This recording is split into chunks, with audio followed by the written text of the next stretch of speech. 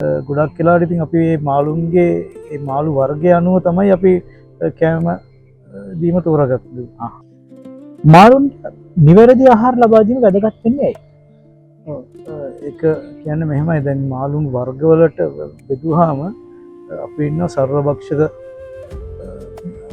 මාළු ඒකට තව කොටසක් ඉන්න මාංශ භක්ෂක විතරක් තව කොටසක් ඉන්නවා මේ ශාක භක්ෂක විතරක්. මාළුන්ගෙත් එහෙම වෙනස් වෙනවා. ඒකද ගොඩක් වෙලාවට ඉතින් අපි මේ මාළුන්ගේ මේ මාළු වර්ගය අනුව තමයි අපි කෑම දීම තෝරාගත්තේ. දැන් අපි ගත්තොත් ගෝල්ඩ් ෆිෂ් වගේ වර්ග ගත්තොත් ඒගොල්ලෝ ගොඩක් වෙලාවට සර්වභක්ෂක. ඉතින් මේ ජීවී ආහාරත් කනවා මේ අපි 4 දෙනා සාමාන්‍ය ඒවත් කනවා කොළ ಜಾති උනත් කනවා. ඒ කොයි කියන මාළුව ඒ වගේ තමයි. එතකොට දැන් ගත්තොත් ගොඩක් වෙලාවට මේ ෆයිටර්ස් වගේ මාළු වර්ග ඒගොල්ලෝ ගොඩාක් කැමති ජීවී ආහාර වලට.